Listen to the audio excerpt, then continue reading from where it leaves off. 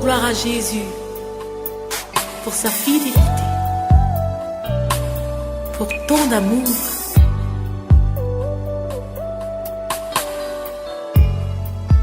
Reçois la gloire, Seigneur. Allô, bonjour.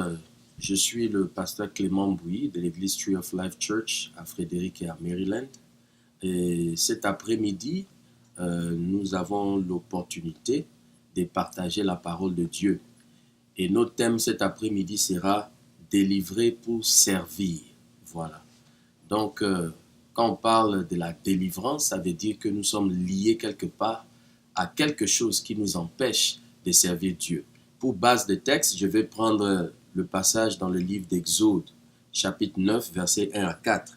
La Bible dit, « Et l'Éternel dit à Moïse, « Va vers Pharaon et tu lui diras, « Ainsi parle l'Éternel, le Dieu des Hébreux. Laisse aller mon peuple afin qu'il me serve. » Donc nous voyons à travers ces passages que le peuple de Dieu était retenu en captivité en Égypte dans l'esclavage. Il fallait que Dieu envoie Moïse pour les libérer, les délivrer de cet esclavage afin qu'ils aillent servir l'Éternel et afin aussi de prendre possession de leur bénédiction. Donc cet après-midi, nous allons parler des 4 sources de malédiction dans la vie d'un enfant de Dieu.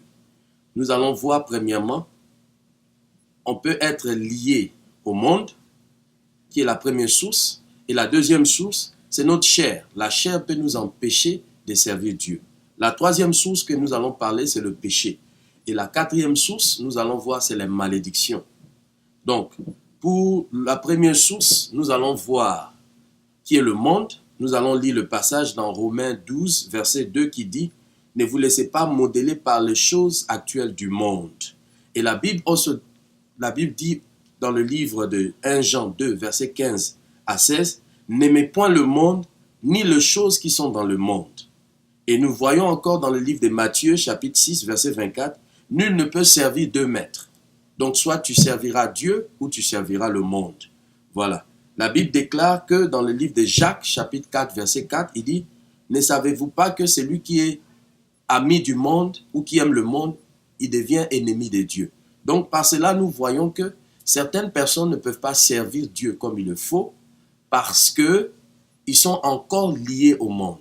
Nous voyons souvent dans les églises, certaines personnes qui viennent, des musiciens, des enfants de Dieu, certaines personnes, ils viennent à l'église les dimanches et dans la semaine, ils sont encore dans les choses du monde. C'est très difficile de servir Dieu effectivement par la puissance parce que Jésus a dit qu'il a donné la puissance à l'église. L'église a la clé de la délivrance. Mais l'église ne peut pas délivrer si le peuple, on est encore lié aux choses du monde.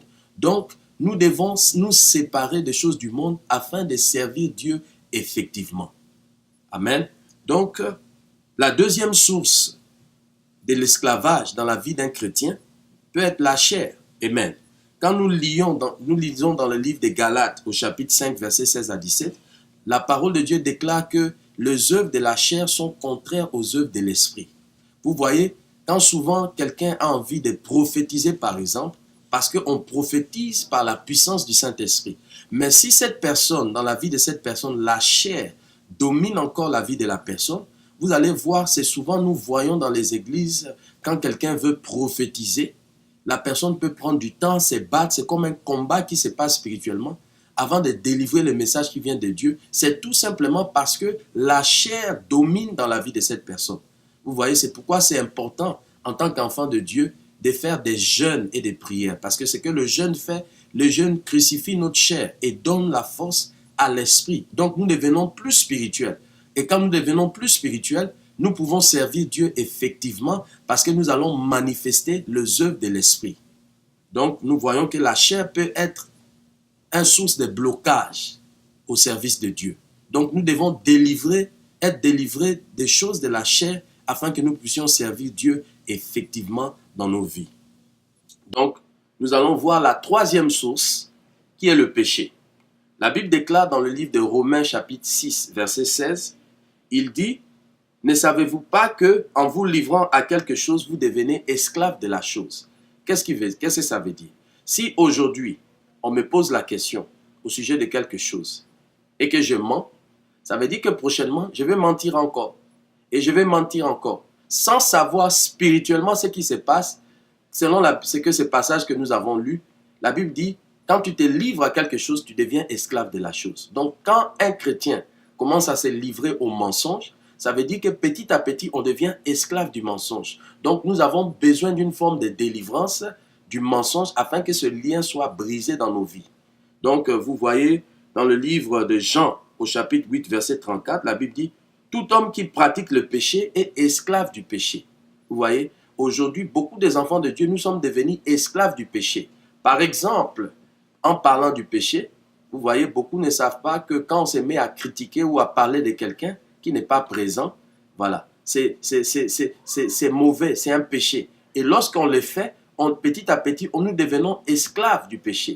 Vous voyez, quand je suis à la maison, quelqu'un m'appelle, et puisque je suis déjà esclave du péché, tu vas te mettre à parler des gens, à critiquer les gens, parce que c'est ce que tu pratiques chaque jour. La chose que tu pratiques chaque jour qui est mauvaise, tu deviens esclave de la chose. Donc nous avons besoin d'être délivrés du monde, nous avons besoin d'être délivrés de la chair, nous avons besoin d'être délivrés du péché, parce que cela peut nous empêcher de servir Dieu effectivement. Parce que si samedi, je suis dans le boîte de nuit, je suis en train de servir le diable, je suis en train de faire des choses, et je me retrouve dimanche à l'église, en train de chanter dans la chorale, vous voyez, l'onction de Dieu ne peut pas se manifester effectivement parce que nous sommes encore liés aux choses du monde.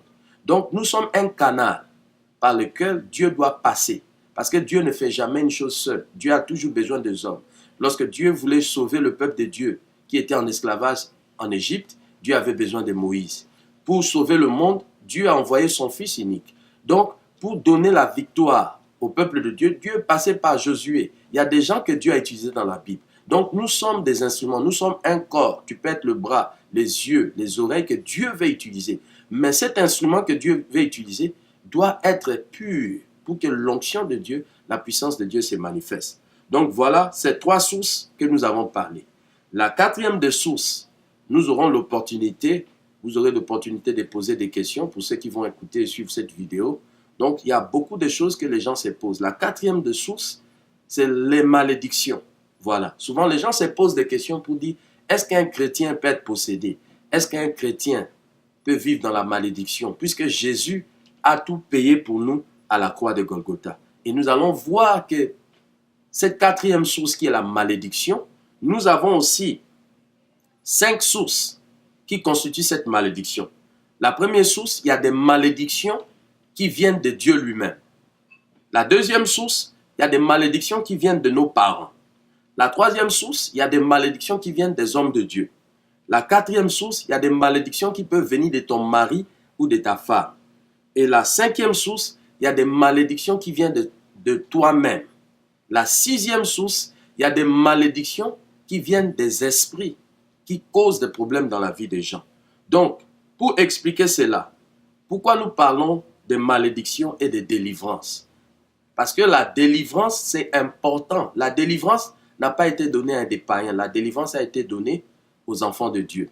Donc la délivrance est pour nous parce que Jésus était mort à la croix. La Bible déclare, il s'est fait malédiction pour que nous soyons bénis.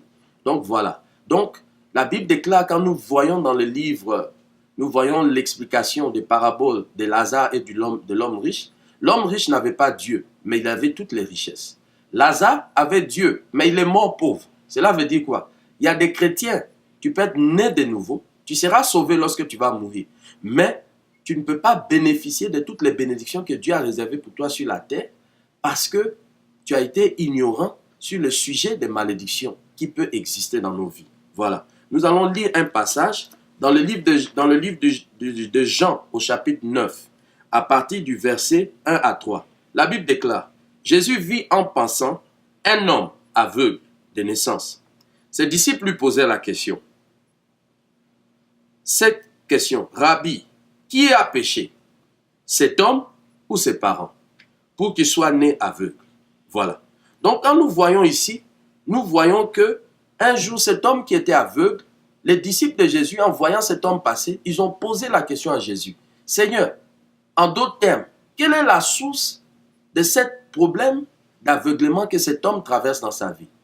Est-ce cet homme qui a péché ou ses parents. Dans ces passages, nous voyons deux sources.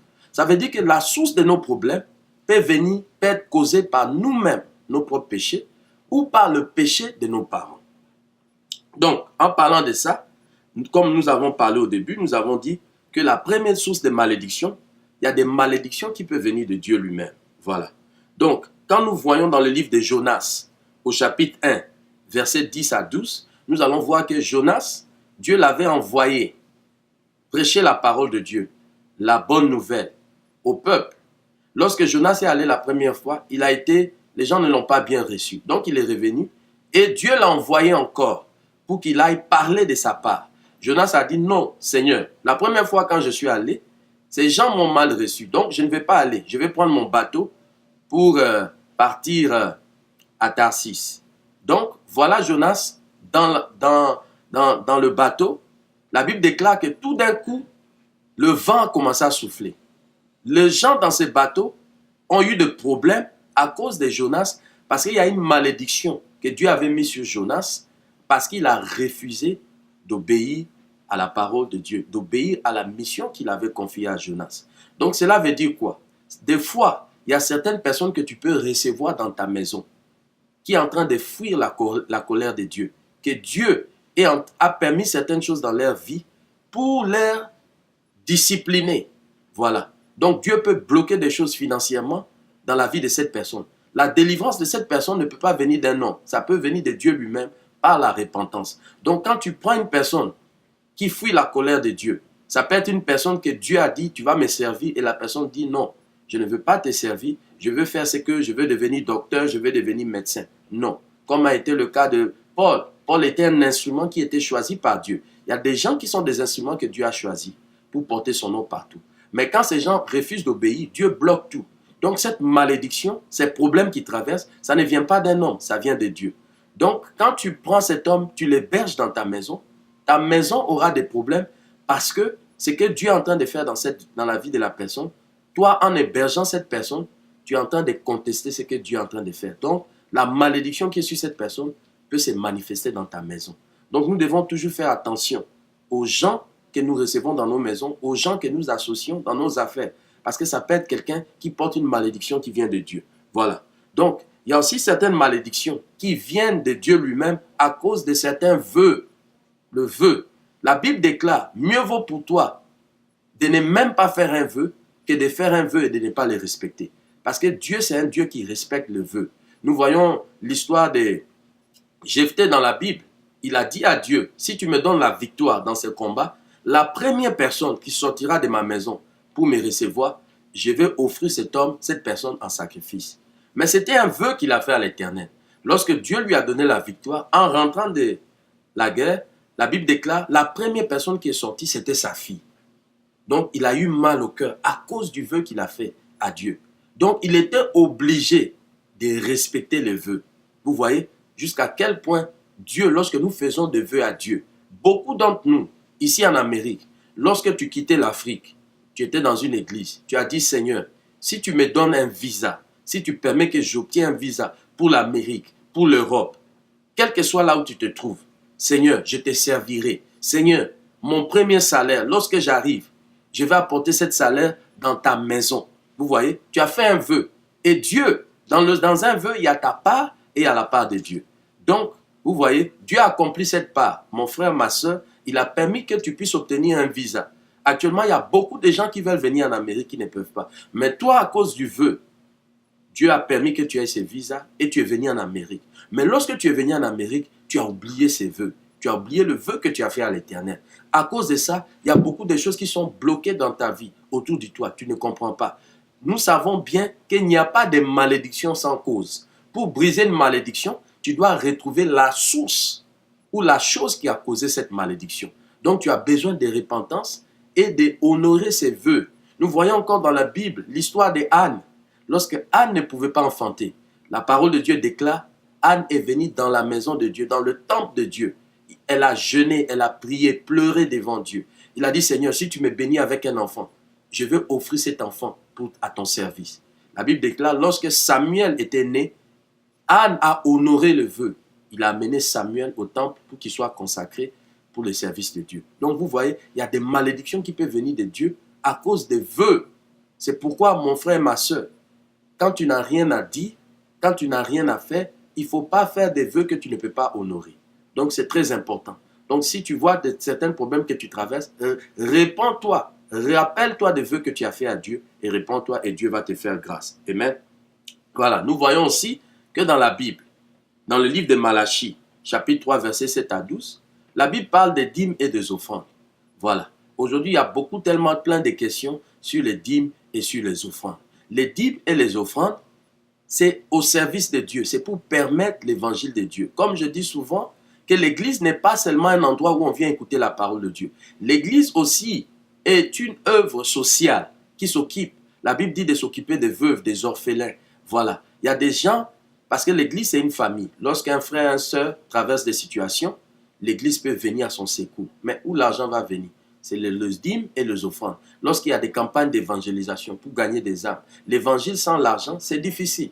Donc c'est pourquoi ce n'est pas toutes les églises, toutes les personnes qui sont malhonnêtes. Il y a des gens que Dieu a appelés, qui craignent Dieu, qui reçoivent ces dîmes et ces offrandes et qui les mettent au service de Dieu. C'est pourquoi quand nos frères, nos sœurs ne payent pas leurs dîmes, c'est difficile que l'œuvre de Dieu ne puisse avancer. La Bible dit que vous me volez dans vos dîmes et dans vos offrandes. C'est pourquoi vous êtes frappés par la malédiction.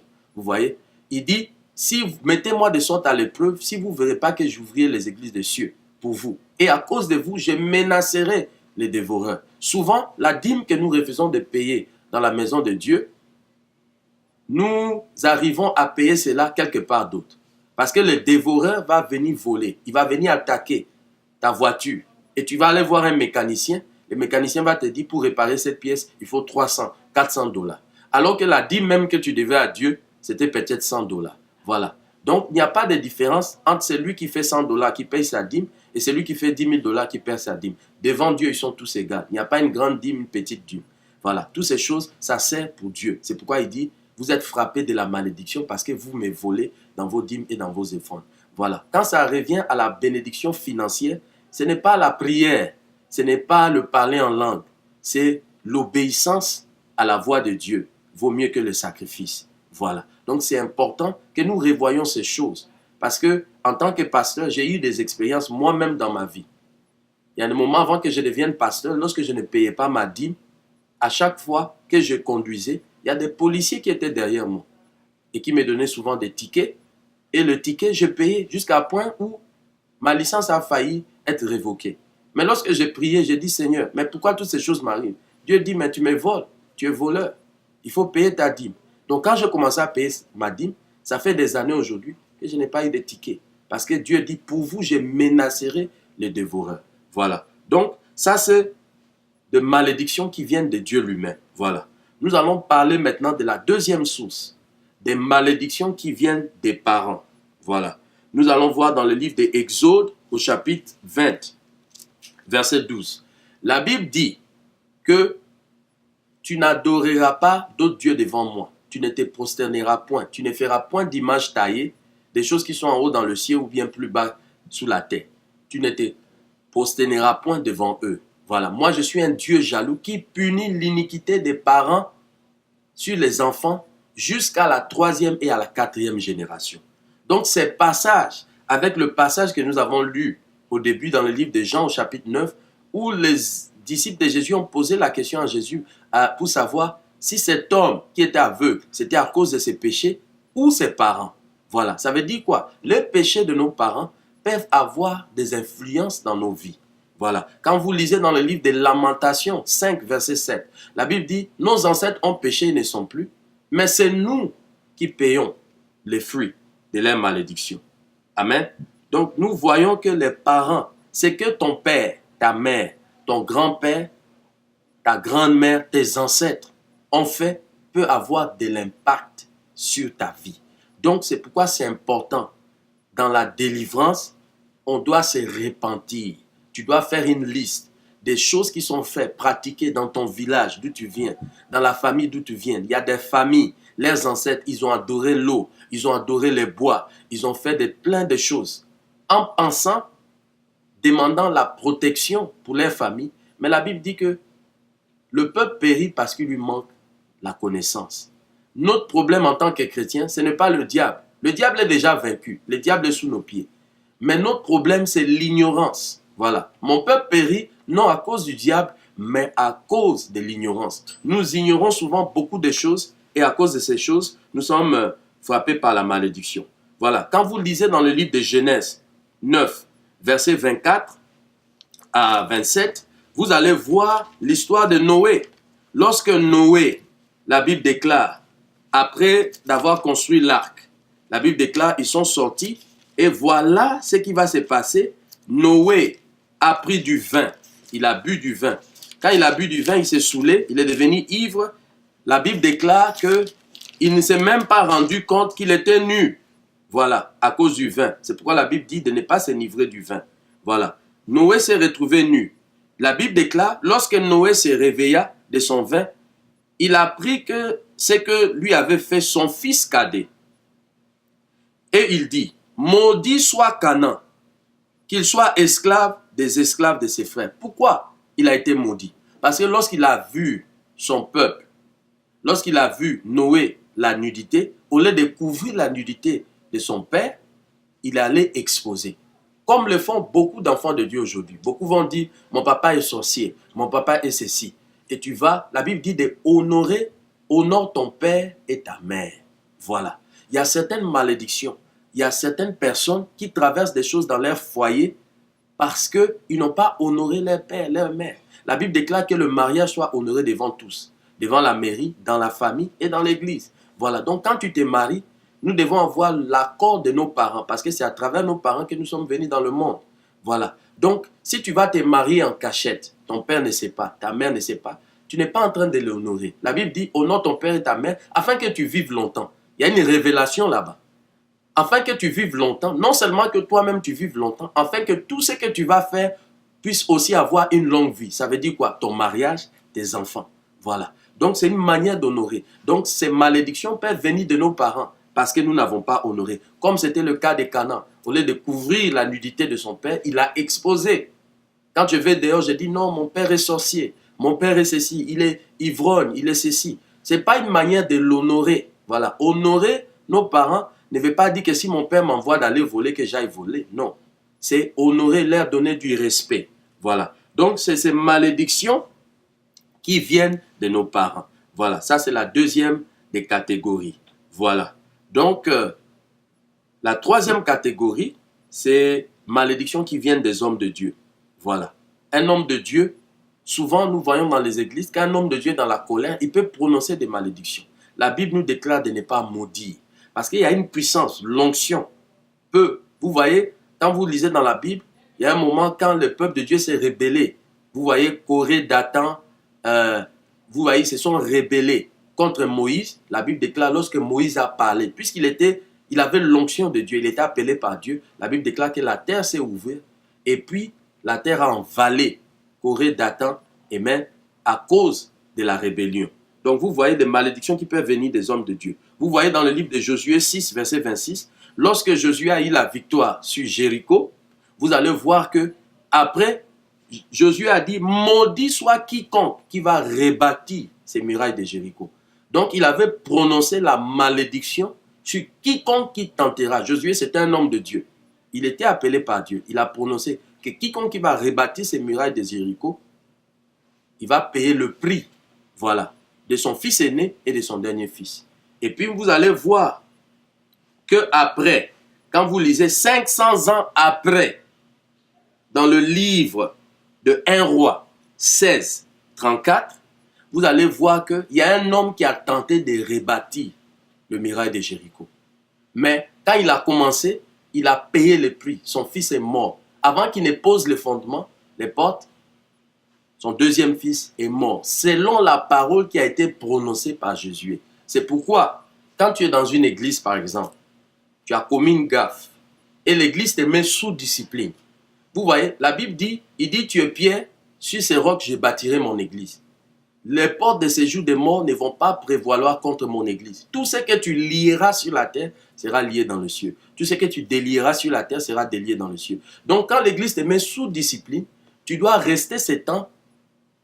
La discipline, c'est pour amener la personne à changer. Donc, beaucoup le font, ils quittent l'église avant qu'on élève la discipline. Quand tu quittes, tu vas avec une malédiction. Parce qu'il y a la malédiction qui est sur toi. Les portes seront fermées pour toi. Donc, si tu es parmi ces cas, reviens à l'église. Vois ton pasteur, humilie-toi afin que tu pries. Il prie pour toi pour que, même quand tu quittes avec la bénédiction de Dieu. Donc, vous voyez, la malédiction qui vient des hommes de Dieu. Une malédiction qui vient d'un homme de Dieu, il n'y a qu'un autre homme de Dieu qui peut briser cette malédiction.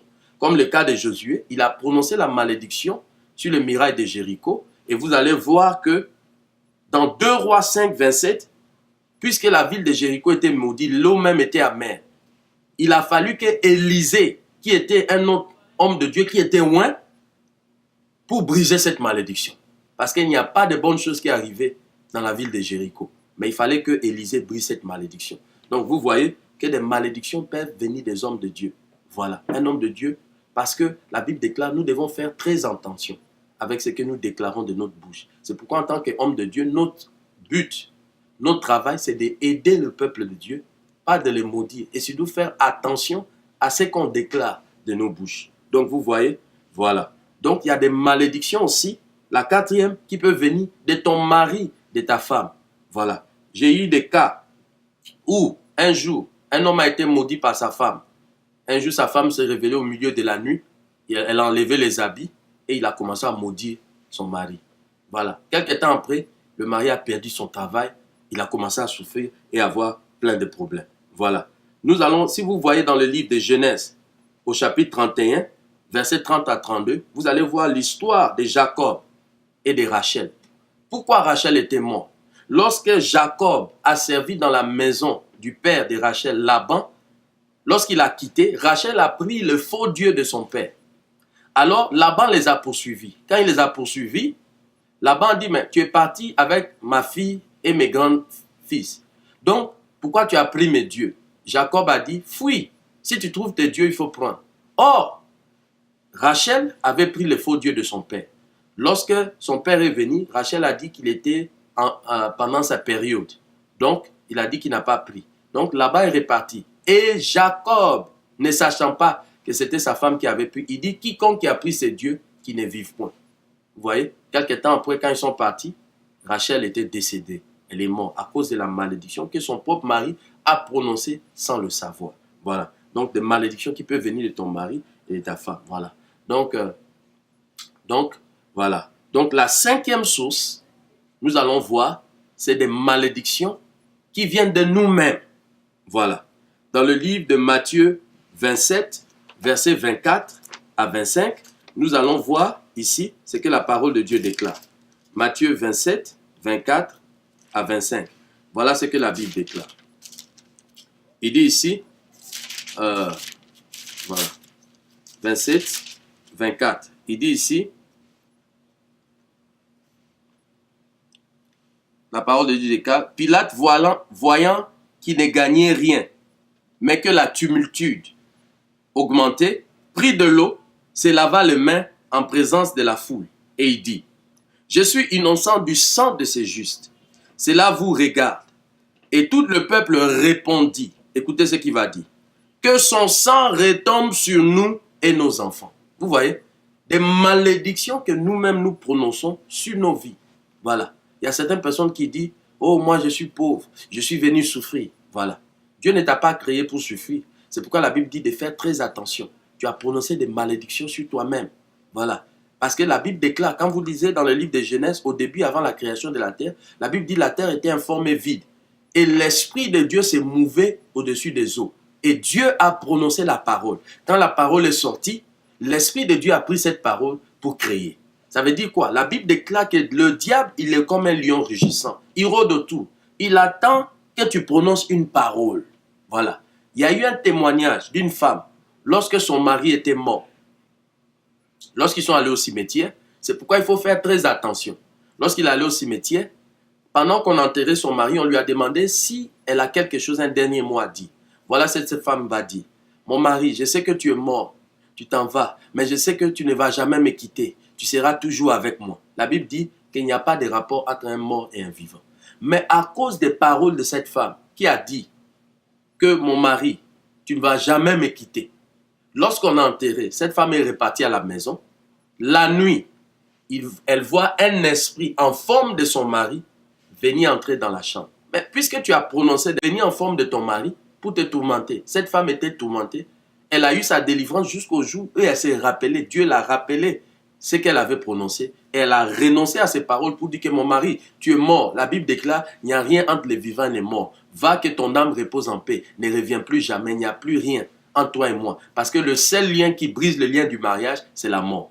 Donc, quand elle a renoncé à cela, alors elle ne voyait plus toutes ces apparitions. Donc, vous voyez, les malédictions qui viennent de nous-mêmes. Voilà, nous devons faire très attention, peuple de Dieu, à ce qu'on prononce. Vous voyez, c'est pourquoi Pierre, Jésus a dit, tu allais me renier 3 fois. Et avant que le coq ne chante, il a renié 3 fois. Mais après la résurrection de Jésus, lorsque Jésus les a apparus, ce n'était pas en vain que Jésus a reposé la question à Pierre pour dire, Pierre, m'aimes-tu? Il dit, oui Seigneur, je t'aime. Paie mes brebis. Et il lui a reposé encore, Pierre, m'aimes-tu?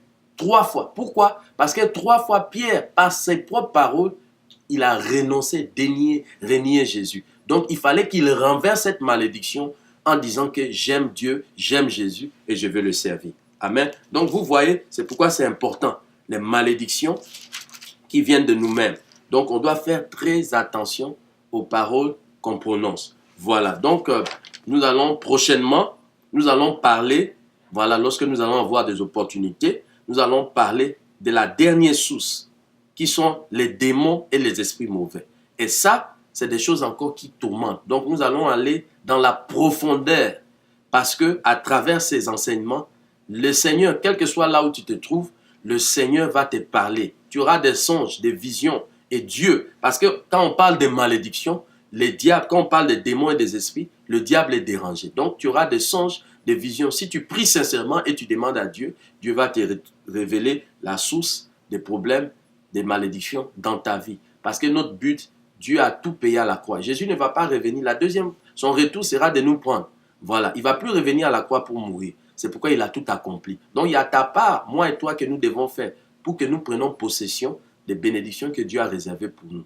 Donc, vous qui nous suivez, en tout cas, continuez à nous suivre parce qu'il y aura encore des séries des enseignements qui vont bénéficier ta vie, ta famille, ton mariage. Vous allez voir, on va vous enseigner comment briser ces liens de malédiction dans ta vie afin de vivre toute la bénédiction que Dieu a réservée pour toi.